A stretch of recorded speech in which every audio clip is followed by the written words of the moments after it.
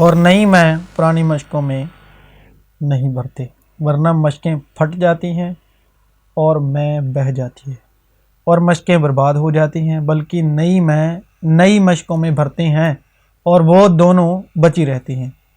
آسمانی بھی جسم ہے اور زمینی بھی، مگر آسمانیوں کا جلال اور ہے، زمینیوں کا اور۔ آفتاب کا جلال اور ہے، مہتاب کا جلال اور۔ ستاروں کا جلال اور ہے، کیونکہ ستارے کے جلال میں فرق ہے۔ مردوں کی قیامت بھی ایسی ہی ہے۔ جسم فنا کی حالت میں بویا جاتا ہے اور بقا کی حالت میں جی اٹھتا ہے۔ بے حرمتی کی حالت میں بویا جاتا ہے اور جلال کی حالت میں جی اٹھتا ہے۔ کمزوری کی حالت میں بویا جاتا ہے اور قوت کی حالت میں جی اٹھتا ہے۔ نفسانی جسم بویا جاتا ہے اور روحانی جسم جی اٹھتا ہے۔ جب نفسانی جسم ہے تو روحانی جسم بھی ہے۔ چنانچہ لکھا بھی ہے کہ پہلا آدم یعنی آدم زندہ نفس بنا، پچھلا آدم زندگی بخشنے والی روح بنا۔ لیکن روحانی پہلے نہ تھا بلکہ نفسانی تھا، اس کے بعد روحانی ہوا۔ پہلا آدمی زمین سے یعنی خاکی تھا، دوسرا آدمی آسمانی ہے۔ جیسا وہ خاکی تھا ویسے ہی اور خاکی بھی ہیں، اور جیسا وہ آسمانی ہے ویسے ہی اور آسمانی بھی ہے۔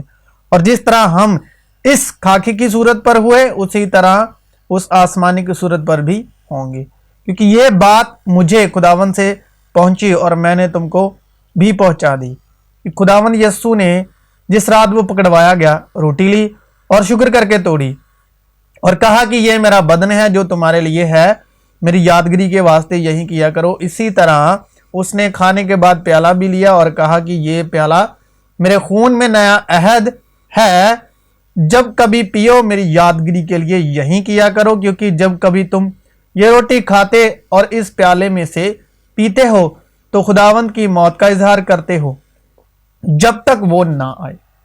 جب تک وہ نہ آ جائے مطلب سچائی کی روح۔ سچائی کی روح جو ہے وہی زندگی کا اظہار کرتی ہے کہ یسوع مسیح زندہ ہے، لیکن اس کے پہلے ہمیں موت کا اظہار کرتے رہنا ہے۔ مگر سوال ہے کیسے؟ ہم موت کا اظہار کیسے کرتے ہیں یا کیسے کرنا چاہیے؟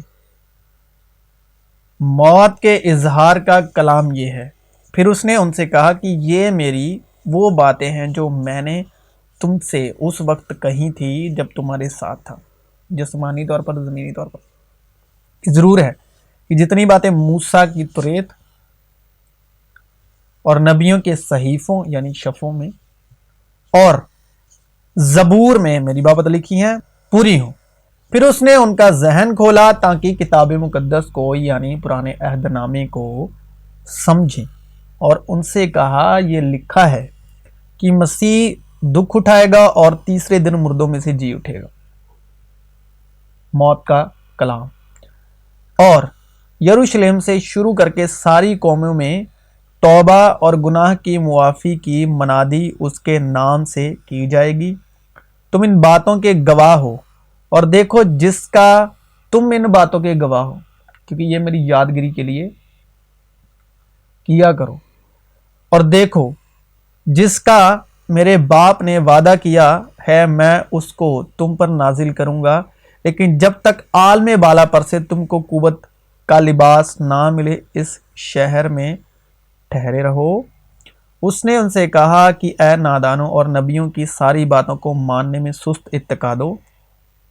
کیا مسیح کو یہ دکھ اٹھا کر اپنے جلال میں داخل ہونا ضرور نہ تھا؟ پھر موسیٰ سے اور سب نبیوں سے شروع کر کے سارے نوشتوں میں جتنی باتیں اس کے حق میں لکھی ہوئی ہیں وہ ان کو سمجھا دی۔ مطلب جتنی باتیں موسیٰ کی توریت اور نبیوں کی بابت اور زبور میں لکھی ہوئی ہیں وہ اس بات کا ثبوت ہے، یعنی موت کے اظہار کا کلام ہے۔ ہمارے پیغام پر کون ایمان لایا؟ اور خداوند کا بازو کس پر ظاہر ہوا؟ پر وہ اس کے آگے کونپل کی طرح اور خشک زمین سے جڑ کی مانند پھوٹ نکلا ہے، نہ اس کی کوئی شکل و صورت ہے نہ خوبصورتی، اور جب ہم اس پر نگاہ کریں تو کچھ حسن و جمال نہیں کہ ہم اس کے مشتاق ہوں۔ وہ آدمیوں میں حقیر و مردود، مرد غمناک اور رنج کا آشنا، اداسی کا رنج کا آشنا، غم کا مرد غمناک اور رنج کا آشنا تھا۔ لوگ اس سے گویا روپوش تھے اس کی تحقیر کی گئی اور ہم نے اس کی کچھ قدر نہ جانی، تو بھی اس نے ہماری مشقتیں اٹھا لی اور ہمارے غموں کو برداشت کیا، پر ہم نے اسے خدا کا مارا کوٹا اور ستایا ہوا سمجھا، حالانکہ وہ ہماری خطاؤں کے سبب سے گھائل کیا گیا اور ہماری بد کرداری کے باعث کچلا گیا۔ ہماری ہی سلامتی کے لیے اس پر سیاست ہوئی تاکہ اس کے مار خانے سے ہم شفا پائیں۔ ہم سب بھیڑوں کی مانند بٹک گئے، ہم میں سے ہر ایک اپنی راہ کو پھرا، پر خداوند نے ہم سب کی بد کرداری اس پر لا دی۔ وہ ستایا گیا تو بھی اس نے برداشت کی اور منہ نہ کھولا۔ جس طرح برہ جسے ذبح کرنے کو لے جاتے ہیں اور جس طرح بھیڑ اپنے بال کترنے والوں کے سامنے بے زباں ہے، اسی طرح وہ خاموش رہا۔ وہ ظلم کر کے اور فتویٰ لگا کر اس سے لے گئے، پر اس کے زمانے کے لوگوں میں سے کسی نے خیال کیا کہ وہ زندوں کی زمین سے کاٹ ڈالا گیا۔ میرے لوگوں کی خطاؤں کے سبب سے اس پر مار پڑی، اس کی قبر بھی شریروں کے درمیان ٹھہرائی گئی اور وہ اپنی موت میں دولت مندوں کے ساتھ ہوا، حالانکہ اس نے کسی طرح کا ظلم نہ کیا اور اس کے منہ میں ہرگز شل نہ تھا، لیکن خداوند کو پسند آیا کہ اسے کچلے۔ اس نے اسے غمگین کیا۔ جب اس کی جان گناہ کی قربانی کے لیے گزرانی جائے گی تو وہ اپنی نسل کو دیکھے گا، اس کی عمر دراز ہوگی اور خدا کی مرضی اس کے ہاتھ کے وسیلے سے پوری ہوگی۔ اپنی جان ہی کا دکھ اٹھا کر وہ اسے دیکھے گا اور سیر ہوگا۔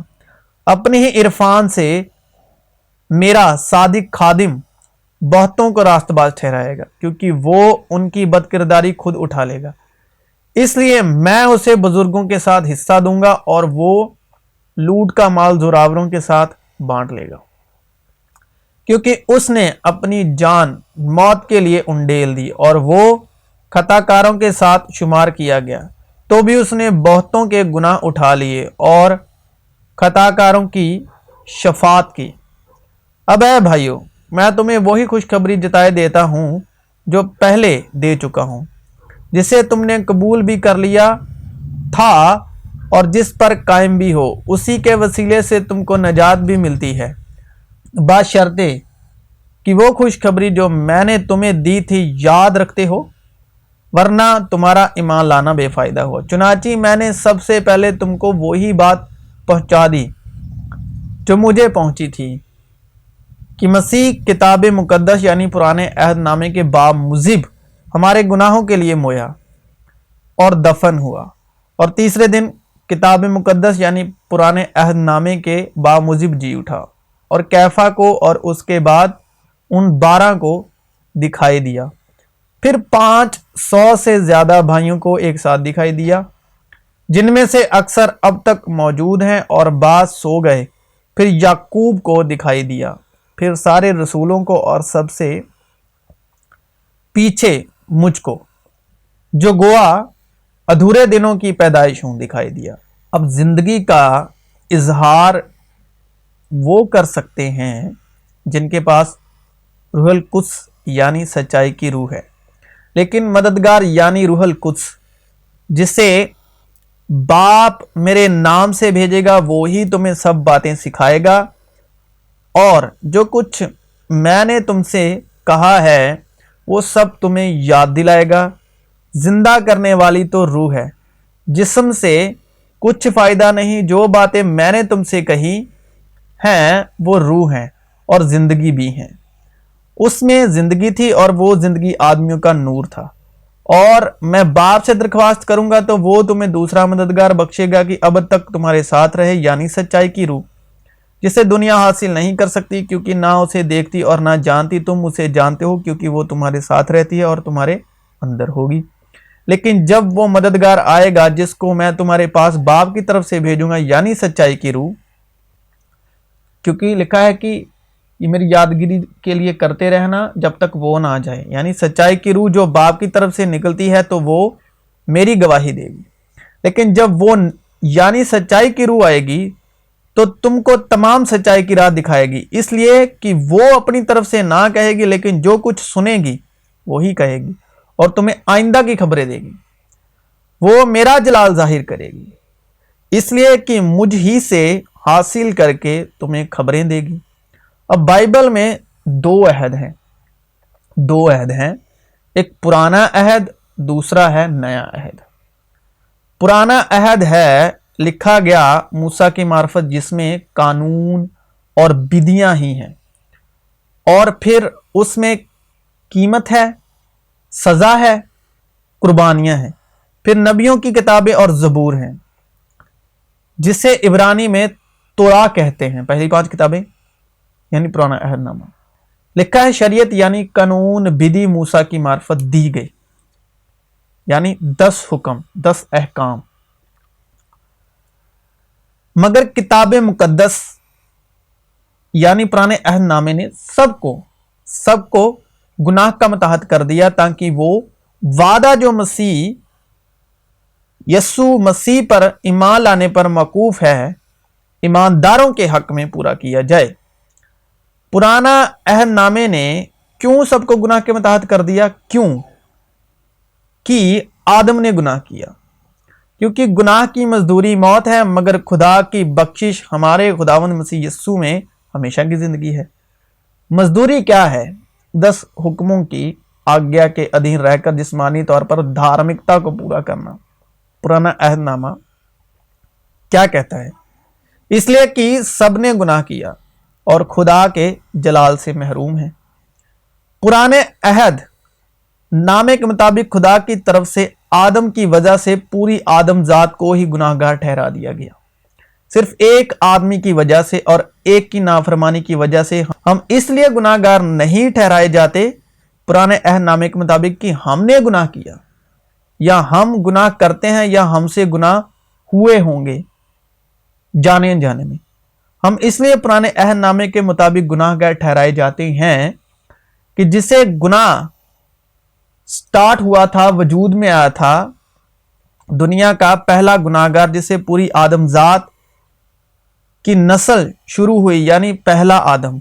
کیونکہ خدا کے حضور اس نے گناہ کیا، اس لیے پوری آدم ذات اس کی وجہ سے پرانے عہد نامے کے مطابق گناہ گار ٹھہرائی گئی، مسیح یسوع مسیح کی صلیبی موت تک. پس جس طرح ایک آدمی کے سبب سے گناہ دنیا میں آیا اور گناہ کے سبب موت آئی، اور یوں موت سب آدمیوں میں پھیل گئی، اس لیے کہ سب نے گناہ کیا. کیونکہ شریعت کے دیے جانے تک دنیا میں گناہ تو تھا، مگر جہاں شریعت نہیں وہاں گناہ محسوب نہیں ہوتا. تاہم آدم سے لے کر موسیٰ تک موت نے ان پر بھی بادشاہی کی، جنہوں نے اس آدم کی نافرمانی کی طرح جو آنے والے کا مثل تھا گناہ نہ کیا تھا. لیکن قصور کا جو حال ہے وہ فضل کی نعمت کا نہیں، کیونکہ فضل اور سچائی مسیح یسوع کی معرفت پہنچی. کیونکہ جب ایک شخص کے قصور سے بہت سے آدمی مر گئے تو خدا کا فضل اور اس کی جو بخشش ایک ہی آدمی یعنی یسوع مسیح کے فضل سے پیدا ہوئی، بہت سے آدمیوں پر ضروری عفرت سے نازل ہوئی. اور جیسا ایک شخص کے گناہ کرنے کا انجام ہوا بخشش کا، ویسا حال نہیں، کیونکہ ایک ہی کے سبب سے وہ فیصلہ ہوا جس کا نتیجہ سزا کا حکم تھا، مگر بہتیرے قصوروں سے ایسی نعمت پیدا ہوئی جس کا نتیجہ یہ ہوا کہ لوگ راست باز ٹھہرے. کیونکہ جب ایک شخص کے قصور کے سبب موت نے اس ایک کے ذریعے سے بادشاہی کی، تو جو لوگ فضل اور راست بازی کی بخشش عفت سے حاصل کرتے ہیں وہ ایک شخص یعنی یسوع مسیح کے وسیلے سے ہمیشہ کی زندگی میں ضرور ہی بادشاہی کریں گے. غرض جیسا کہ ایک قصور کے سبب وہ فیصلہ ہوا جس کا نتیجہ سب آدمیوں کی سزا کا حکم تھا، ویسا ہی راست بازی کے ایک کام کے وسیلے سے سب آدمیوں کو وہ نعمت ملی جس سے راست باز یعنی دھرمی ٹھہر کے زندگی پائیں. کیونکہ جس طرح ایک ہی شخص کی نافرمانی سے بہت سے لوگ گناہ گار ٹھہرے، اسی طرح ایک کی فرمان برداری سے بہت سے لوگ راست باز ٹھہریں گے. اور بیچ میں شریعت موجود ہوئی، موسیٰ کے 10 حکم، تاکہ قصور زیادہ ہو جائے. مگر جہاں گناہ زیادہ ہوا وہاں فضل اس سے بھی نہایت زیادہ ہوا، تاکہ جس طرح گناہ نے موت کے سبب سے بادشاہی کی، اسی طرح فضل بھی ہمارے خداوند یسوع مسیح کے وسیلے سے ہمیشہ کی زندگی کے لیے راست بازی کے ذریعے سے بادشاہی کرے. جب ہم موسیٰ کی شریعت کے ادھین 10 حکموں کی پورا کرتے ہیں 10 हुक्मों को पूरा करते हैं, जिस्मानी धार्मिकता में चलते, तो हमें पुराना अहदनामा हमारी पुरानी इंसानियत को, गुनाह की कीमत को, कुर्बानियों को याद दिलाता रहता है।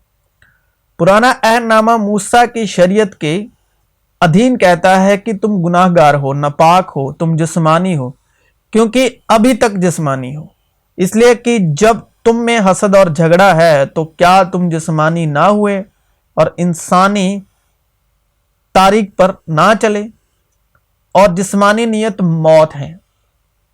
पुराने अहदनामे की धार्मिकता में चलना, इसलिए कि जिस्मानी नियत खुदा की दुश्मनी है, क्योंकि ना तो खुदा की शरीयत, और खुदा की शरीयत है यीशु मसीह ईमान से, जो ईमान की शरीयत है। मूसा की शरीयत है 10 अहकाम, 10 हुक्म, और खुदा की शरीयत के ताबी